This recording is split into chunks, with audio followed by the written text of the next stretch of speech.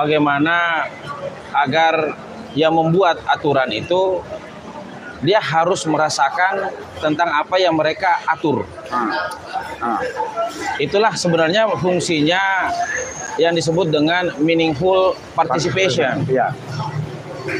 Meaningful participation itu adalah karena itu adalah produk asas daripada suatu hukum, produk hukum, maka sedangkan arti daripada hukum itu sendiri adalah dibentuknya hukum harus berdasarkan sesuai kondisi masyarakat setempat. Tidak akan mungkin kita membuat satu produk hukum yang bertentangan dengan kondisi yang ada. Nah, meaningful participation dalam hal pengupahan ini maka harus melibatkan orang-orang yang terdampak dengan persoalan upah tersebut.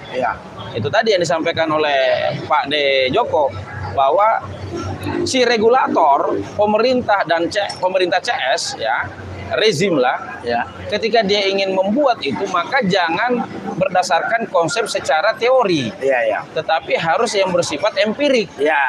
Teorinya juga pembenaran. Teori pembenaran. Jadi sehingga teori itu tidak akan pernah ketemu dengan hal-hal yang sifatnya empirik, karena itu tadi ada keinginan untuk menggiring hal-hal yang sifatnya empirik untuk bisa melegitimasi sifatnya yang teoris.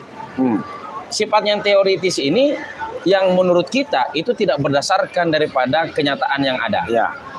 Nah, lalu apa yang akan dilakukan? Sebenarnya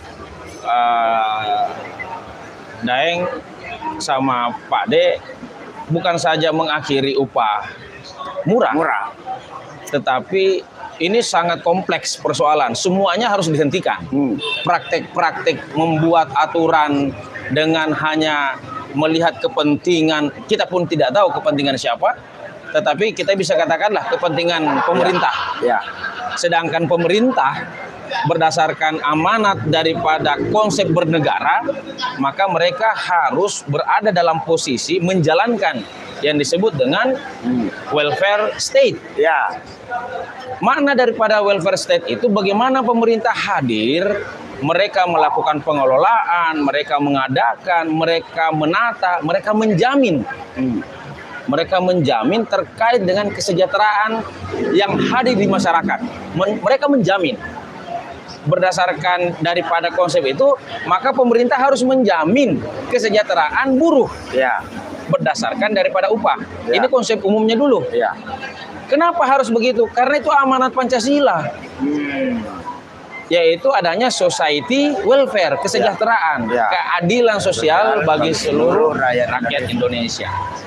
Nah, sekarang tadi yang disampaikan oleh Pak D dan semua para aktivis baik secara independen maupun yang terorganisir dalam organisasi serikat pekerja, termasuk akademisi.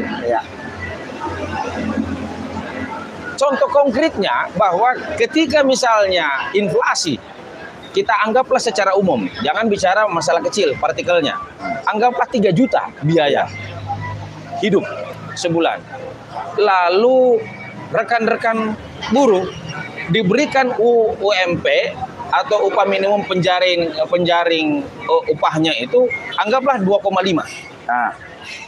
Bagaimana mungkin itu bisa tercapai dengan persoalan inflasi yang ada? Sekalinya muncul PP 51 termasuk PP-PP sebelumnya, terakhir tadi disebutkan oleh Pak De Joko bahwa KHL itu di tahun 1995, di mana kita anggap bahwa itu adalah konsep yang paling mendekati ideal karena melibatkan tadi meaningful participation-nya melibatkan si pekerja itu sendiri, yang belanja itu sendiri gitu loh. Bukan mereka yang duduk di singgasana Gadingnya yang uang 1.000 perak atau 100.000 tidak ada artinya. Ini harus dicek. Nah, dengan asumsi tadi muncul PP 51 yang awalnya upah itu 2,5 akhirnya naik menjadi 2,6. Dianggaplah sebuah kenaikan. Makanya juga ada artikel tadi, seperak pun juga dianggap itu naik. Kan begitu. Persoalannya layak. Persoalan naik itu kan persoalan perspektif. Tapi kalau kita bicara masalah konteks kebangsaan, welfare state, society welfare, itu tidak akan pernah masuk rumus itu. Padahal naik tapi tidak asal naik. Tidak pernah naik. Pada dasarnya tidak pernah naik dan tidak pernah mencukupi. Nah, yang dimaksud dengan upah layak Ya.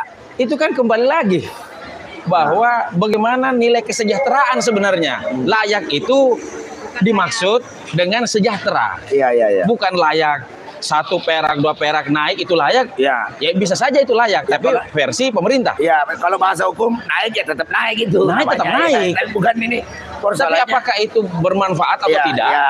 Ya. Benar atau tidak? Tidak, iya. Beda cerita. Iya. Dan menurut rekan-rekan buruh, dan saya yakin itu seluruh Indonesia yang tetap berkiblat bahwa mereka memiliki hak untuk menjadi subjek bukan menjadi objek, mereka tidak akan pernah sepakat Iya. untuk itu. Dan sehingga untuk itu harus dihentikan praktek itu. Iya. Itu salah satu sebenarnya adalah praktik monopoli. Iya. Secara tidak langsung kita tidak menyadari itu. Iya. Tetapi buruh, saya yakin mereka menyadari itu. Iya. Sehingga praktik monopoli politik upah murah itu harus dihentikan. Ya. Tidak saja dari sisi aplikasinya, tetapi bagaimana regulasi itu dibentuk Ya. sedemikian jahat untuk membuat seakan-akan itu menjadi benar. Ya. Seakan-akan bahwa dengan acara upah murah dengan bahasa bukan upah murah tetapi menggunakan alfa dan segala macam sehingga mereka mengapresiasi kinerja daripada buruh. Padahal ternyata itu tidak. Tidak. Ya. Itu sama halnya menampar orang tapi bukan pakai tangan sendiri. Ya. Presidennya Daeng, Ya. pemerintah tidak dalam posisi mencoba untuk mengaplikasikan welfare state tadi. Iya. Untuk menghadirkan society welfare. Nah. Itu tidak. Nah. Selama 10 tahun itu tidak ada. Iya. Sehingga kalau kita bicara masalah politik, rekan-rekan sejak mulai munculnya PP 78 sampai saat ini, Iya. ya, itu adalah politik yang dilakukan. Cuman Iya. politik yang saat itu dilakukan meskipun tujuannya sama, tapi sifatnya masih parsial-parsial. Iya. Ibaratnya dulu itu rekan-rekan melakukan upaya itu seperti pada waktu zaman kemerdekaan dulu. Iya. Masing-masing kerajaannya berjuang untuk diri sendiri-sendiri. Iya. Kan begitu? Iya. Nah sekarang aplikatifnya bagaimana kerajaan-kerajaan ini berkumpul Ya. untuk memerdekakan dirinya. Ya. Kalau dulu memerdekakan untuk mencapai untuk bisa mendapatkan pengakuan sebagai negara Indonesia. Ya. Sekarang bagaimana supaya kita bersatu agar kita diakui bahwa kita adalah subjek dan kita harus mendapatkan hak kita. Ya. Sebagaimana yang diatur tidak saja dalam regulasi kita, bukan saja Undang-Undang Dasar 45 maupun Pancasila, tetapi secara internasional Iya. itu diatur bahwa kita harus mendapatkan kelayakan hidup. Iya. Ini negara kita. Iya. Nah, semua yang harus ada itu harus diberikan untuk kesejahteraan rakyat. Iya. Itulah yang dilakukan oleh pemerintah. Iya. Namun ternyata tidak. Iya. Justru malah sebaliknya. Ah. Bagus kalau dia tidak berbuat apa-apa. Tetapi yang ada mereka berbuat justru merugikan. Iya. Ya, merugikan daripada buruh itu sendiri. Iya. Pemerintah tidak hadir menjadi pihak yang harus melakukan pengontrolan. Mereka hanya memberikan satu semacam sugesti Ya. yang mestinya mereka bukan sebagai Ya. pemberi sugesti. Mereka adalah pelaksana, eksekutor. Ya. Tetapi mereka memberikan sugesti, yang sugesti itu dalam bentuk aturan-aturan yang melaksanakan adalah pengusaha dan pekerja. Oh. Pada akhirnya selalu pekerja berhadapan dengan pengusaha. Ah. Padahal pekerja dan pengusaha itu sama-sama juga. Iya. Yang dirugikan, kalaupun dia bagus, maka dia juga turut orang dirugikan. Iya. Akhirnya apa? Dengan kondisi seperti ini membuat tidak saja buruh, tidak saja pengusaha, mereka akhirnya berpikir secara pragmatis. Iya. Apa itu? Mencari segala sesuatu yang menguntungkan dirinya sendiri. Ah. Dia tidak berpikir Jadi secara cari selamat masing-masing. mencari selamat masing-masing. Dia tidak mencari sikap-sikap yang baik untuk secara kolektif. Iya. Nah, sekarang dengan adanya ASB, alhamdulillah, yang tadinya kerajaan-kerajaan itu berdiri sendiri-sendiri, Ya. akhirnya bersepakat. Ya. Organisasi-organisasi ini berhimpun Ya. di ASB, yang ternyata kita akhirnya mendapatkan pencerahan bahwa bersatu itu yang namanya idegiem bahwa bersatu itu kita teguh, bercerai kita runtuh, itu benar-benar terjadi. Dan Alhamdulillah besok adalah gerakan yang akan dilakukan oleh ASB, yang dimana terhimpun di situ ada KSPSI, ada SPN, ada GSBI, ada SBSI 92 dan yang lain-lain. Ada PPMI, ada PPMI, ya. ada SPRI, ya. ada SPN, SPN sudah, siapa lagi? KSPN, FBK, malah anggota-anggota yang lain, organisasi-organisasi lain tentunya juga turut. Ya. Dilemanya bahwa perjuangan itu memang dibutuhkan kesadaran yang tinggi. Ya. Ya. Tidak cuma sadar, tetapi juga mau bergerak. Tidak cuma bergerak, tetapi juga mau bersama-sama. Tidak cuma bersama-sama, tetapi juga harus konsisten. Ya. Jadi runutannya seperti itu. Ya. Nah, kita sampai saat ini, saya yakin berdasarkan daripada pengalaman apa yang telah dirasakan oleh kawan-kawan, sudah saatnya kita sudah masuk pada tahap bersama-sama dan konsisten untuk mencapai tujuan kita. Ya. Bersama-sama dan konsisten. Ya. Yang dimaksud dengan konsisten itu harus tercapai. Ya. Konsisten itu kalau tidak tercapai tidak ada gunanya. Ya. Ya, bersama-sama tapi tidak tercapai tidak ada gunanya. Ya. Bergerak tapi tidak tercapai tujuannya tidak ada gunanya. Ya. Sadar tapi tidak tercapai tujuannya juga tidak ada gunanya. Ya. Jadi harus sadar, bergerak bersama-sama, konsisten. Ya. Untuk mencari itu. Nah, terus bagaimana dengan persoalan pemerintah? Faktualnya PP 51 seluruh regulasi yang ada sejak Omnibus Law, pemerintah yang mestinya harus diawasi oleh legislatif, yang juga harus diambil keputusan penentuan dalam hal yudikatif, ternyata semuanya hanyalah sebuah bualan saja. Ya. Ibarat sebuah permainan anak kecil perempuan, ini cuma sebuah fashion show boneka saja. Ya. Boneka loh. Ya. Jadi sebuah fashion show yang diadakan anak kecil main, Ya. yang dimana diisi oleh boneka-boneka. Ya. Negara ini seperti itu. Ya. Mulai dari rezim pemerintahnya, mulai dari rezim legislatifnya, mulai dari rezim yudikatifnya, sama semua. Ya. Lalu bagaimana? Lah, tidak ada cara lain. Buruh harus menentukan sikapnya sendiri. Ya. Jangan karena kita melihat semua orang masih berlalu lalang di jalan, lalu keadaan kita baik-baik saja, saya pikir tidak. Ya. Kita harus turun bersama-sama, komitmen, konsisten untuk mencapai apa yang kita capai. Ya. Tidak ada kata lain. Kita tidak bisa, ini kita ini selalu digiring dengan semua hal-hal yang bersifat kamuflase. Ya. Yang jelek dibilang bagus, tidak terlalu jelek. Ya. Ya. Yang buruk, yang jahat dibilang itu manusiawi, ya. Yang tidak cukup dibilang itu tinggal Anda saja yang memanajemen. Ya. Cukup kok itu. Pelanggaran etika, yang penting tidak melanggar hukum. Ya, harus beretika, harus bicaranya yang sopan dan padahal bukan main caranya zolimnya. Jadi kita ini selalu diperlihatkan dengan kamuflase yang sebenarnya sudah tidak perlu lagi.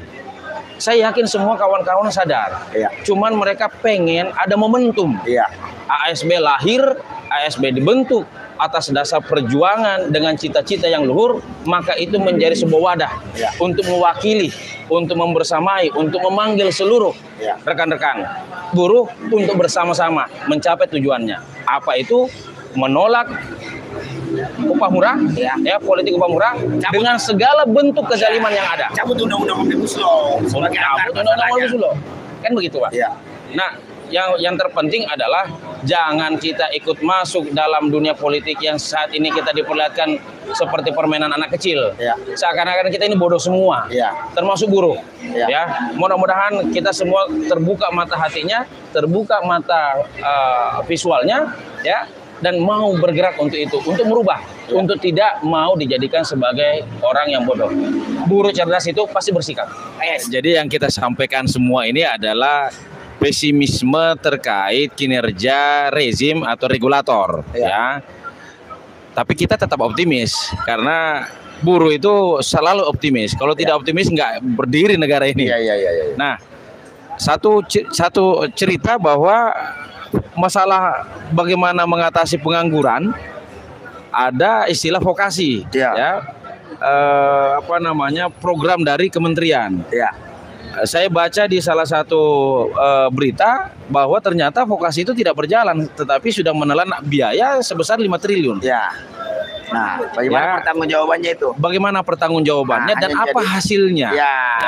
Apakah jadi ladang korupsi baru? Bayangkan saja 5 triliun itu, jikalau itu digunakan dengan efektif dan efisien, tepat sasaran kepada buruh-buruh yang ada. Jangankan 5 triliun, berlasan triliun pun is oke. Tetapi memang tepat sasaran. Ya, itu tadi yang dimaksud. Salah satunya adalah subsidi kepada upah. Kenapa? Untuk menggenjot perekonomian yang ada. Karena yang menjadi yang menjadi pihak konsumen itu adalah buruh. Bukan hantu. Buruh. Jelas orangnya. Termasuk kita di sini semua buruh juga. Jelas. Jangan dibuat semakin bahwa itu tidak jelas ya. Nah, yang menarik, ada pernyataan dari salah satu cawapres yang saat ini menjadi cawapres terkontroversial sepanjang sejarah. Yang menyatakan bahwa tidak ada itu yang namanya perubahan. Waduh. Yang ada hanyalah berkelanjutan. Waduh. Ngeri nih. Ngeri. Ini ngeri. Kalau kita bicara masalah saya mencoba untuk mencari apa yang dimaksud, tetapi makanya Pak De, supaya saya tidak merasa salah mengutip, saya mencoba mencari penjelasan itu. Ternyata penjelasannya tidak ada, karena itu statement langsung, ya, tanpa penjelasan. Yang disampaikan adalah tidak ada perubahan, tetapi yang ada berkelanjutan.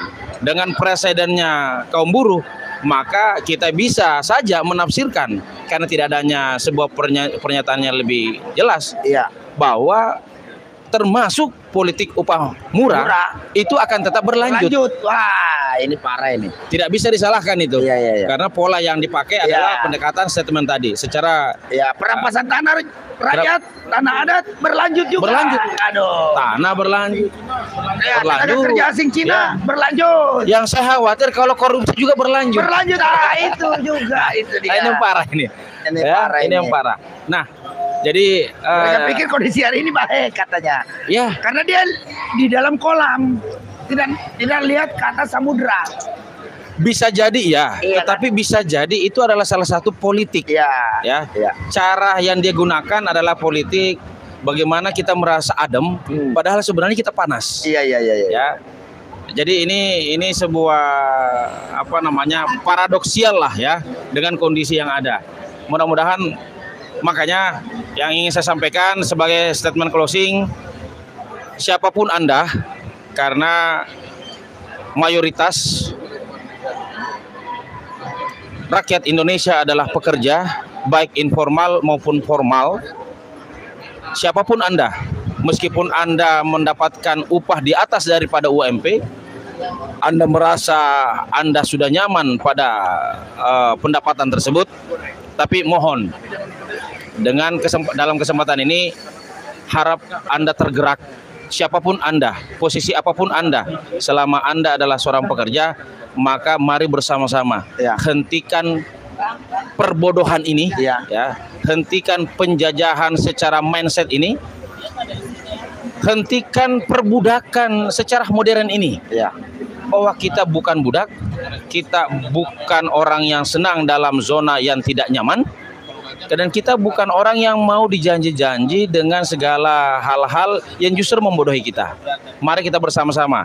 Insya Allah besok ASB akan turun beserta seluruh perangkat-perangkat buruh yang lainnya. Mudah-mudahan apapun yang terjadi itu adalah ikhtiar, karena kalau kita tidak bergerak maka akan siapa yang bergerak? Jadi insya Allah doakanlah agar aksi besok dapat mencapai tujuannya. Hidup buruh yang melawan, maka buruh yang cerdas pasti akan bersikap untuk mendapatkan, untuk melakukan perubahan yang lebih baik, tidak berkelanjutan dalam keterpurukan. Salam buruh, hidup perjuangan.